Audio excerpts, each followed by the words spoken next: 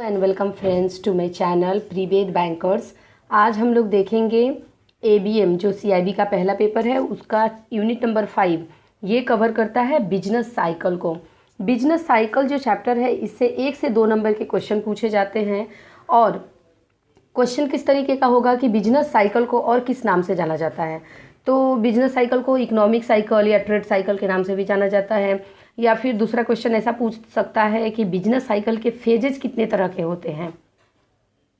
यह हो गई क्वेश्चंस की बात। अब इस चैप्टर को शुरू करने से पहले मैं आप लोगों से इतना कहना चाहूँगी कि please do subscribe the channel और share with your friends so that जो भी सीआईबी के प्रिपरेशन कर रहे हैं या जीआईबी के प्रिपरेशन कर रहे हैं उन लोगों को भी बेनिफिट हो सके। और दूसरी बात ये है कि हम लोगों ने अभी अपना व्हाट्सअप नंबर एक चालू किया है जहाँ पे ये नंबर है 8097244925। ये नंबर पे आप व्हाट्सअप में ज्वाइन कर सकते हैं। जीआईबी और सीआईबी से रिलेटेड जो भी आपके डाउट्स हैं वो क्लियर कर सकते हैं और क्वेश्चन आंसर ये सब डिस्कस कर सकते हैं ये नंबर पे ज्वाइन करके। आप लोग ये नंबर पे भी ज्वाइन कर लीजिए एंड ऑल्सो आप लोग ज़रूर सब्सक्राइब कर लीजिए ताकि जो भी वीडियो मैं डालूँ वो आप तक जल्दी से जल्दी पहुंच सके। Let's start with the introduction. यहाँ पे इंट्रोडक्शन हम शुरू करते हैं कि the term business cycle economic cycle refers to economic wide fluctuation in production और economic activity over several month और ईयर। तो सबसे पहली बात इसमें ये होता है कि बिजनेस साइकिल को इकोनॉमिक साइकिल या ट्रेड साइकिल भी कहा जाता है। और दूसरी बात कि बिजनेस साइकिल रेफर करता है इकोनॉमिक वाइड फ्लक्चुएशन। मतलब बिजनेस साइकिल यह रेफर करता है कि इकोनॉमी में फ्लक्चुएशन का मतलब उतार चढ़ाव होते हैं, जैसे कि एम्प्लॉयमेंट में, इनकम में, सप्लाई में, डिमांड में जो भी उतार चढ़ाव होते हैं या आते हैं उसे बेसिकली हम बिजनेस साइकिल के नाम से जानते हैं। नेक्स्ट यहाँ पे है बिजनेस साइकिल में जो उतार चढ़ाव होते हैं जैसे कि रैपिड इकोनॉमिक ग्रोथ जिसे एक्सपेंशन या बूम हम स्टेज कह सकते हैं, फेज कह सकते हैं। और दूसरा होता है कि पीरियड ऑफ रिलेटिव स्टैग्नेशन और डिक्लाइन जिसे हम कॉन्ट्रैक्शन या रिसेशन के नाम से भी जानते हैं। नेक्स्ट है कि business cycle simply means that the whole course of business activity passes through the phase of prosperity and depression. Business cycle का सिंपल मतलब है कि सारी business activity prosperity and depression के फेज से गुजरती है। तो यहाँ पे प्रोस्पेरिटी का मतलब क्या हो जाता है? प्रोस्पेरिटी का मतलब हो जाता है प्रॉफिट और डिप्रेशन का मतलब हो जाता है लॉस। नेक्स्ट है कि अ business cycle is not regular. Business cycle regular नहीं होता, प्रिडिक्टेबल नहीं होता और रिपीटेटिव नहीं होता। तो नॉट रेगुलर का मतलब है कि इसका पैटर्न डिफरेंट हो सकता है, हर वक्त एक ही पैटर्न को फॉलो करे ऐसा कोई ज़रूरी नहीं है। तो डिफरेंट पैटर्न हो सकता है, इसलिए इसे नॉट रेगुलर कहा गया है। प्रिडिक्टेबल नहीं, नॉट प्रिडिक्टेबल। यह अनप्रिडिक्टेबल हो सकता है, मतलब कि अचानक से प्रॉफिट या फिर अचानक से लॉस हो सकता है। हम इसे प्रिडिक्ट नहीं कर सकते, इसलिए अनप्रिडिक्टेबल कहा गया है। नेक्स्ट है कि नॉट रिपीटेटिव। यह रिपीटेटिव फिनोमेना नहीं है, यह रिपीटेटिव नहीं होता, मतलब कि कई बार प्रॉफिट के बाद लॉस या लॉस के बाद प्रॉफिट या फिर लॉस के बाद लॉस या प्रॉफिट के बाद प्रॉफिट भी हो सकता है। ज़रूरी नहीं है कि एक ही चीज़ रिपीट हो। इसे नॉट रिपीटेटिव फिनोमेना मतलब not a regular phenomena, not a predictable phenomena and not a repetitive phenomena. मतलब ये बिजनेस साइकिल जो है वो रेगुलर नहीं होता, प्रिडिक्टेबल नहीं होता और रिपीटेटिव नहीं होता। जैसे कि यहाँ पे दिया है कि its timing is a random to a large degree unpredictable. मतलब कि बिजनेस साइकिल का टाइमिंग रैंडम होता है जिसे कि हम प्रिडिक्ट नहीं कर सकते हैं। उसके बाद यहाँ पे दिया है कि the business cycle influence business decision. The cycle affect not only the economy in general but each individual business form. सिर्फ इकोनॉमी, जनरल इकोनॉमी को नहीं बल्कि हर एक इंडिविजुअल बिजनेस फॉर्म को भी ये इफ़ेक्ट करता है। मतलब कि अगर प्रॉफिट आया इकोनॉमी में तो सारे बिजनेस को भी, लगभग सारे बिजनेस को भी प्रॉफिट आएगा। वो फेज होता है कि अगर प्रोस्पेरिटी है मतलब प्रॉफिट है तो सबके लिए प्रॉफिट है, और लॉस है तो सबके लिए लॉस है। अब हम लोग देखेंगे कि characteristics of business cycle. Business cycle के कैरेक्टरिस्टिक्स क्या होते हैं। सबसे पहला है कि अ बिजनेस साइकिल इज सिंक्रोनिक। तो सिंक्रोनिक का मतलब है एक इंडस्ट्री के प्रोस्पेरिटी या डिप्रेशन का इफेक्ट दूसरी इंडस्ट्री पर भी पड़ेगा। जैसे कि अगर हम एग्जांपल से ले लेते हैं कि एक मोबाइल कंपनी है जो मोबाइल बनाती है, और अगर मोबाइल बनाना बंद कर दे तो उसका इफ़ेक्ट जो है सॉफ्टवेयर कंपनी पे भी पड़ेगी, जो सॉफ्टवेयर कंपनी उसको उस मोबाइल के लिए सॉफ्टवेयर डिज़ाइन करती है। या ऐसा हो सकता है कि बैटरी कंपनी उस मोबाइल के लिए बैटरी प्रोड्यूस करती है, तो अगर मोबाइल कंपनी के बंद होने से उसका इफ़ेक्ट बाकी इंडस्ट्री पे भी पड़ेगी। सिंक्रोनिक का मतलब एक के बाद दूसरा, दूसरे के बाद तीसरा, मतलब जितने भी कनेक्टेड हैं सब पे उसका इफ़ेक्ट पड़ने वाला है। The upward and downward movement tend to occur at almost same period in सारे इंडस्ट्री में सेम पीरियड पे वो अप या डाउनवर्ड मूवमेंट जो है उसका इफ़ेक्ट दिखाई देगा। उसके बाद है कि द वेव ऑफ प्रोस्पेरिटी और depression in one industry will soon generate the wave in other, मतलब एक किसी भी कंपनी के प्रॉफिट या लॉस का जो इफ़ेक्ट है वो दूसरी कंपनी पे भी तुरंत दिखाई देता है। वेव की तरह जो है वो एक वेव की तरह जनरेट होता है और वो दूसरी कंपनी पे भी दिखाई देता है। नेक्स्ट है कि दूसरा, a business cycle shown a wave like movement. अब ये बिजनेस साइकिल को ना हम लोग एक ड्रॉ करके देखते हैं। अभी देखिए यहाँ पे ड्रॉ किया हुआ है कि ये प्रोस्पेरिटी है तो फिर डिप्रेशन आया, प्रोस्पेरिटी है तो डिप्रेशन आया।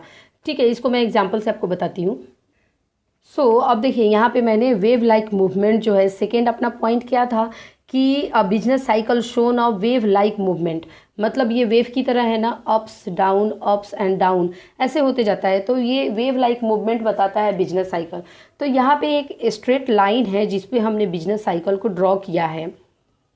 यहाँ पे सबसे पहला जो है एक्सपेंशन या ग्रोथ पीरियड होता है, मतलब स्टार्टिंग में जो एक्सपेंशन होता है, जब भी नया बिजनेस शुरू करते हैं तो उसकी एक्सपेंशन किया जाता है। तो एक्सपेंशन स्टेज में पॉजिटिव इकोनॉमिक इंडिकेटर बढ़ते हुए दिखाई देता है, मतलब यहाँ पे देखिए आगे बढ़ते हुए दिखाई दे रहा है, जैसे कि employment, income, output, wages, supply of goods या demand for goods and services, मतलब कि सारे जो डेटर है जिन्होंने कर्ज लिया है, उधार लिया है बैंकों से, वो सही समय पे अपना ईएमआई पे कर पाते हैं। इस पीरियड में मनी सप्लाई की वेलोसिटी हाई होती है, मतलब मार्केट में मनी का आदान प्रदान जो होता है वो बहुत हाई होता है। तो यह कह सकते हैं कि इकोनॉमी के एक्सपेंशन के लिए यह स्टेज फेवरेबल कहा जाता है, जिसे एक्सपेंशन स्टेज कहा जाता है। नेक्स्ट हम लोग देखते हैं पिक का मतलब कि अपना प्रॉफिट, प्रोस्पेरिटी या बूम स्टेज होता है कि यह इकोनॉमी मतलब सैचुरेशन पॉइंट पे पहुंच जाती है। ये जो है लेवल सबसे ऊपर का लेवल होता है जो एक सैचुरेशन पॉइंट पर पहुंच चुकी है। कहने का मतलब कि ग्रोथ की एक सीमा होती है, एक लिमिट होता है।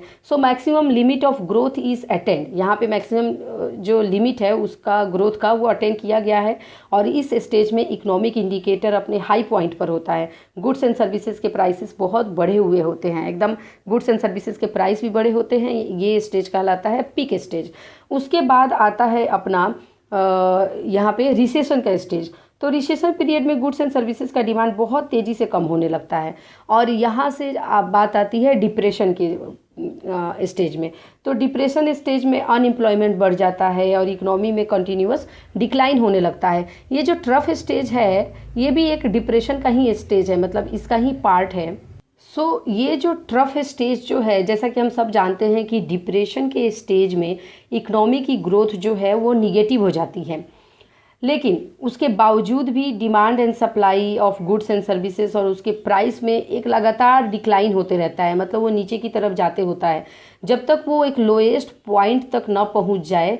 तो ये जो लोएस्ट पॉइंट होता है इसे ही हम ट्रफ कहते हैं, ट्रफ स्टेज के नाम से इसको जाना जाता है। और इसके बाद आती है रिकवरी की बात, मतलब सारे स्टेज हो गए तो अब रिकवरी की बात हो जाती है। मतलब अब जिन्होंने कर्ज लिए हैं वो पे नहीं कर रहे हैं तो बैंक उनको जाएगा, रिकवरी करेगा।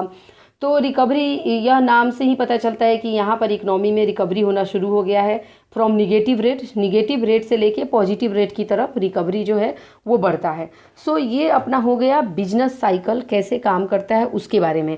ठीक है, तो अब हम लोग यहाँ पे देख लेते हैं कि देखा हमने कि business cycle shown is a wave like movement, जो मैंने अभी बताया कि ये प्रोस्पेरिटी होता है, फिर डिप्रेशन होता है, प्रोस्पेरिटी होता है ऑल्टरनेट में।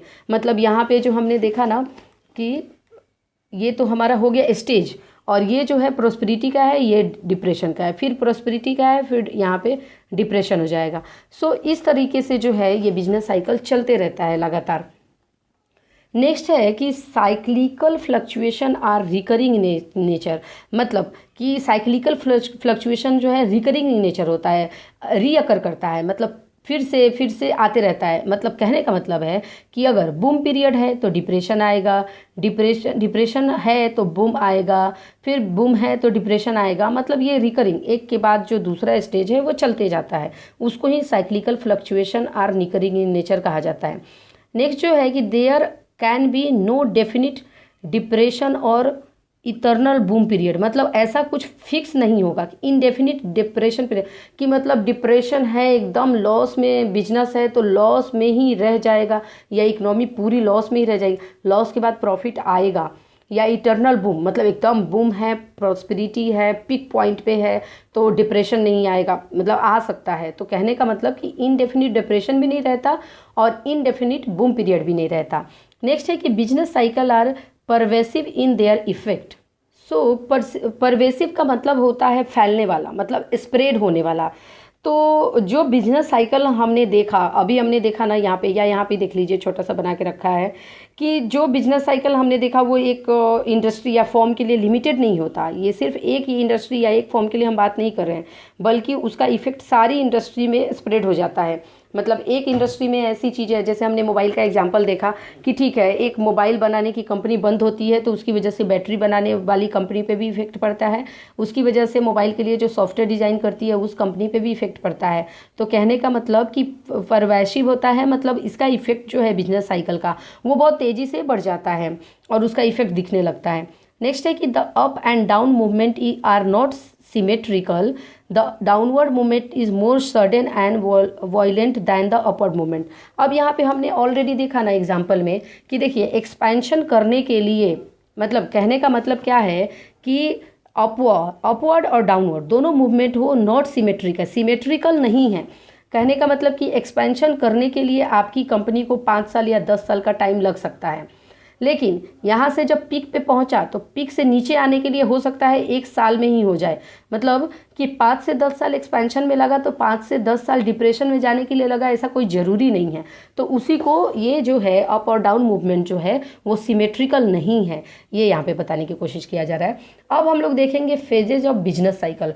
बिजनेस साइकिल के फेजेज को याद करने के लिए सबसे अच्छा तरीका यहाँ पे ऑलरेडी लिखा है, यहाँ पे बॉर्डर मूवी जो है ये बहुत ही मतलब फेमस है बिजनेस साइकिल को याद करने के लिए। तो यहाँ पे हम लोग ओ को एंड ई को हटा देंगे तो यहाँ पे बूम हो गया, फिर अपना रिसेशन हो गया, डिप्रेशन हो गया एंड रिकवरी हो गया। यहाँ पे एक आर है और यहाँ पे दूसरा आर है। तो आप इतना ध्यान में रखिए कि रिकवरी लास्ट में होता है, क्योंकि क्वेश्चन आते हैं ना कि arrange this business cycle phases ascending order या डिसेंडिंग ऑर्डर में। तो जब भी आपको अरेंज करना होगा तो ये ध्यान में दीजिएगा, ध्यान रखिएगा कि आर से जो रिकवरी है वो रिकवरी लास्ट में ही करते हैं हम लोग। जब लोन वगैरह एनपीए होता है, ये सब होता है तो रिकवरी चालू करते हैं, ठीक है।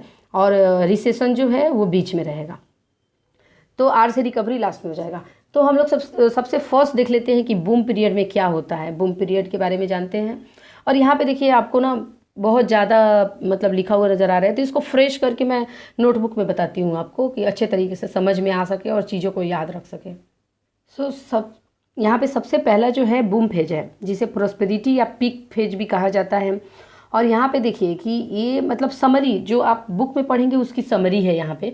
तो यहाँ पे हाई प्रोडक्शन कॉस्ट होता है। मतलब हमने देखा ना ये बिजनेस साइकिल में ऐसे देखा तो ये अपना पीक रहता है, पीक पॉइंट रहता है। तो ये सबसे ज़्यादा प्रॉफिट वाला स्टेज होता है, मतलब ज़्यादा प्रोडक्शन कॉस्ट भी लग रहा है और प्रॉफिट भी ज़्यादा कंपनी कमा रही है, ठीक है। तो हाई प्रोडक्शन कॉस्ट कंपनी परवाह नहीं करती कि ठीक है अच्छा प्रोडक्ट बिक रहा है, महंगे में बिक रहा है, तो ज़्यादा पैसे लगा के भी हम लोग इसको बेचने के लिए तैयार हैं।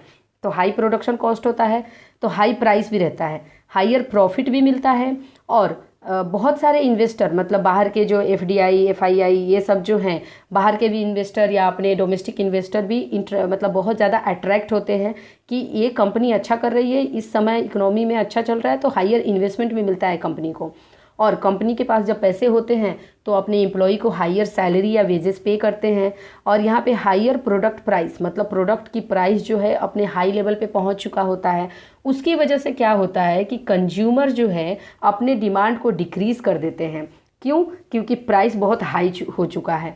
और कंजम्पशन रिड्यूस होने की वजह से क्या होता है कि high production sorry demand stagnation decrease, मतलब डिमांड स्टैग्नेट हो जाता है, कांस्टेंट हो जाता है या तो डिक्रीज होने लगता है। उसके बाद जैसे ही डिमांड डिक्रीज होने लगा, अगर सामान बिक नहीं रही है तो कंपनीज जो है अपनी एम्प्लॉय की सैलरी इंक्रीज नहीं करती है, कांस्टेंट सैलरी रखती है। और कॉस्टली प्रोडक्ट, मतलब क्योंकि प्रोडक्ट भी कॉस्टली बिकता है, सो प्रोडक्ट इज़ अनसोल्ड, मतलब कॉस्टली प्रोडक्ट होने के कारण प्रोडक्ट अनसोल्ड हो जाता है, बिक नहीं पाता है।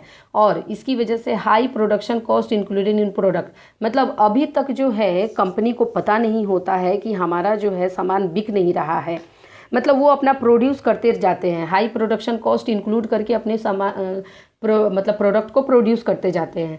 तो ये स्टेज जो होता है, द बूम और प्रोस्पेरिटी रीचेज इट पिक, मतलब जो बूम है या प्रॉफिट है, मतलब सबसे ऊपर का जो स्टेज कहलाता है, वो अपने पिक पे पहुंच चुका होता है। नेक्स्ट हम लोग देखेंगे दूसरा जो फेज़ है, उसको हम लोग बॉर्डर से याद किया है ना, B for boom, R for recession. Recession को क्राइसिस स्टेज भी कहा जाता है, क्राइसिस फेज भी कहा जाता है।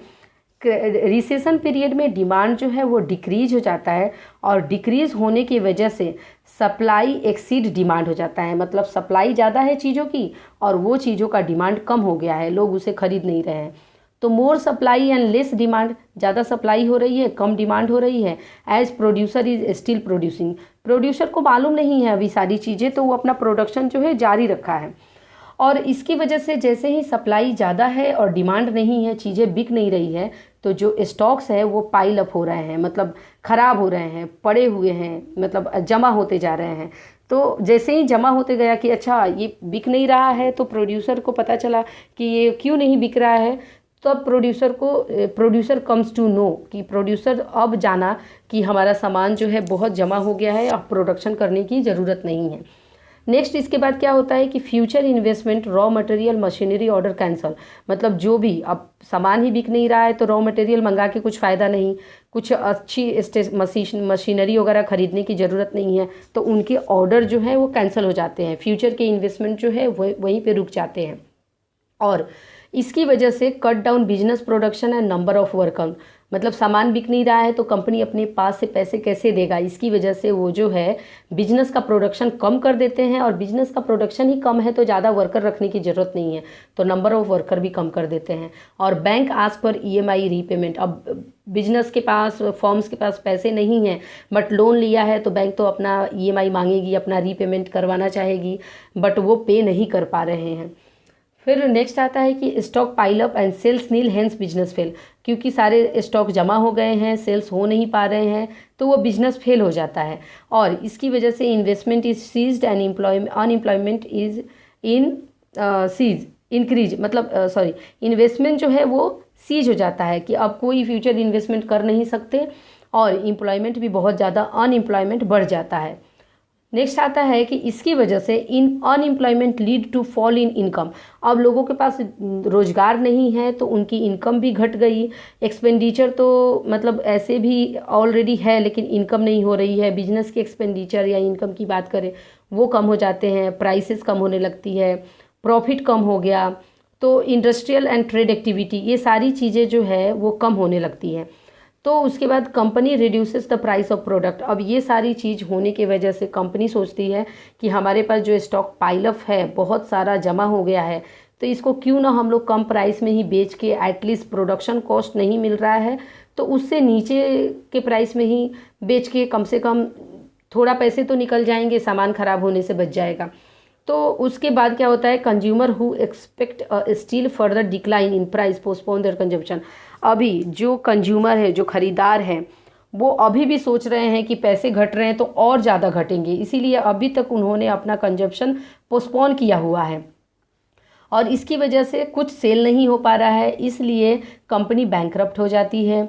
और failure of one company lead to another company, already हमने कैरेक्टरिस्टिक्स में पढ़ा कि एक कंपनी का फेलियर जो है वो दूसरी कंपनी को, मोबाइल का एग्जांपल देखा था हमने कि एक मोबाइल कंपनी के बंद होने की वजह से बैटरी कंपनी और सॉफ्टवेयर कंपनी, ये सब पे भी उसके इम्पैक्ट पड़ेंगे। तो एक कंपनी का फेलियर जो है वो दूसरे कंपनी के फेलियर को लीड करता है, और इसकी वजह से जनरल डिस्ट्रेस या क्राइसिस या suffering for the business, business का सफरिंग मोमेंट होता है और इकोनॉमी का क्राइसिस मोमेंट होता है, और ये जनरल डिस्ट्रेस पीरियड हो जाता है जिसे हम लोग रिसेशन पीरियड के नाम से जानते हैं। नेक्स्ट हम लोग देख लेते हैं रिसेशन के बाद में है डिप्रेशन। डिप्रेशन पीरियड में क्या होता है कि डिप्रेशन पीरियड में ये याद रखिए, ये क्वेश्चन तो बहुत बार आया हुआ है कि under employment of both men and material is lead to which period. तो ये आपका आ जाता है डिप्रेशन पीरियड में। तो डिप्रेशन पीरियड में क्या होता है कि जो producer need to sell goods lower than production cost. अब यहाँ पे जो प्रोड्यूसर है वो सोचते हैं कि हम कम पैसे में अपना जो है प्रोडक्शन कॉस्ट से भी कम पैसे में अपना जो है प्रोडक्ट को सेल आउट कर देते हैं। तो production volume cut down, production का वॉल्यूम भी कट डाउन कर दिया गया है ऑलरेडी। और workers are thrown out and remaining worker are poorly paid, unemployment increase. सही बात है कि मतलब प्रोडक्शन नहीं हो रहा है या कट डाउन कर दिया गया है, तो जो भी बचे हुए लोग हैं उनको मतलब कुछ लोगों को तो फायर कर दिया जाता है, निकाल ही दिया जाता है, जो अनएम्प्लॉयमेंट को लीड करता है। और जो कुछ लोगों को रखा गया है उन लोगों को बहुत कम पे किया जा रहा है। और इसकी वजह से demand for bank for fund reduce, मतलब जो भी अब कुछ प्रोडक्शन नहीं हो रहा है, कुछ बिक्री नहीं हो रहा है, तो फिर लोन लेने की क्या ज़रूरत है। तो कोई भी कंपनी लोन नहीं लेना चाहेगी, चुकाएगी कैसे, इसकी वजह से लोन लेना भी बंद कर दिया। फिर bank have more idle fund, बैंकों के पास आइडल फंड हो जाते हैं, अभी वो पैसा कोई लेने नहीं चाह रहा है तो फंड ऐसे ही पड़े रहेगा, तो बैंकों को भी फ़ायदा नहीं होगा। इसकी वजह से बैंक जो है इंटरेस्ट रेट को कम कर देती है, इंटरेस्ट रेट डिक्लाइन कर देती है।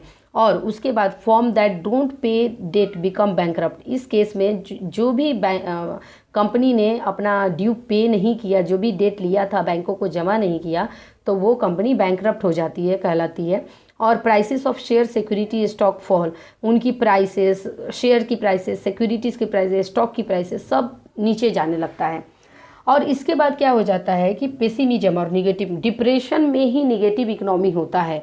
डिप्रेशन का जो फेज होता है उसमें निगेटिव इकोनॉमी हो जाता है, पेसिमिज्म जो हम बोलते हैं ना, और वो लीड करता है नो इंटरनेशनल और फॉरेन इन्वेस्टर। कोई इंटरनेशनल या फॉरेन इन्वेस्टर, जहाँ पे डिमांड नहीं है, जहाँ पे डिमांड नहीं है तो फिर सप्लाई तो है लेकिन डिमांड नहीं है, तो डिमांड ही नहीं है तो कोई इन्वेस्टर वहाँ पे इन्वेस्ट क्यों करेगा, अपने पैसे क्यों फंसाएगा। इसकी वजह से कोई भी इंटरनेशनल इन्वेस्टर जो है वहाँ पे एफडीआई या एफआईआई के थ्रू पैसे वगैरह नहीं लगाता।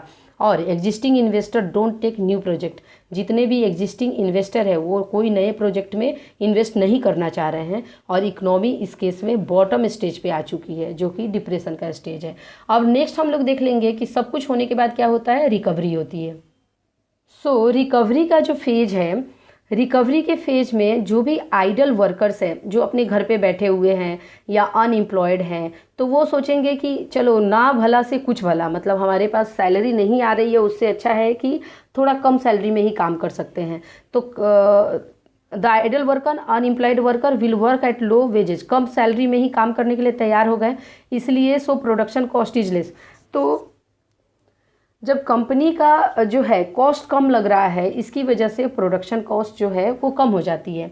और ये extreme low price and hence consumption is, एकदम लोएस्ट प्राइस चला जाता है।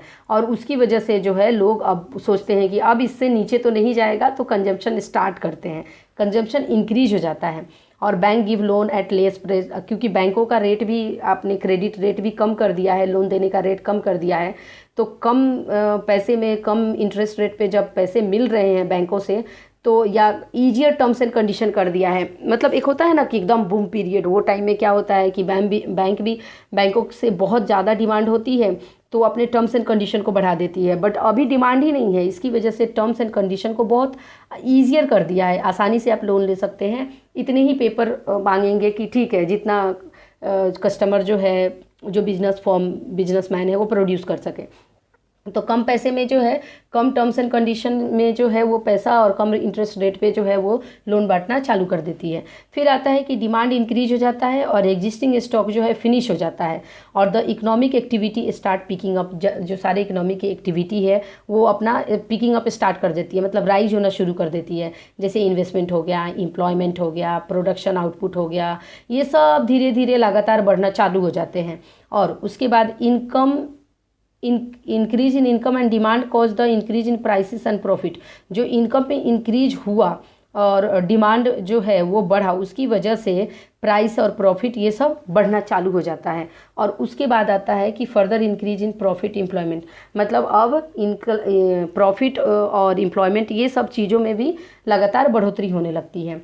और ये लीड करता है रिकवरी ऑफ इकोनॉमिक स्टार्टेड, मतलब अब इसका मतलब है कि जब आप समझिए कि एम्प्लॉयमेंट बढ़ने लगा, इनकम बढ़ने लगा, डिमांड फॉर गुड्स बढ़ने लगी, सप्लाई ऑफ गुड्स बढ़ने लगा, तो ये सारी चीज़ें जब इम्प्रूव होने लगी तो ये रिकवरी ऑफ इकोनॉमी का ही इंडिकेटर है कि इकोनॉमी भी अब रिकवर हो रहा है। और अब स्टॉक के प्राइसेस जो है वो एक्टिव एंड अलाइव हो जाते हैं। एफडीआई एफआईआई के इन्वेस्टर जो है, फॉरेन इन्वेस्टर, वो इंक्रीज हो जाते हैं, वो इन्वेस्टमेंट करने लगते हैं। ऑप्टिमिज्म इकोनॉमी कहलाती है, ऑप्टिमिज्म इकोनॉमी, और इसको पॉजिटिव इकोनॉमी के रूप में भी माना जाता है।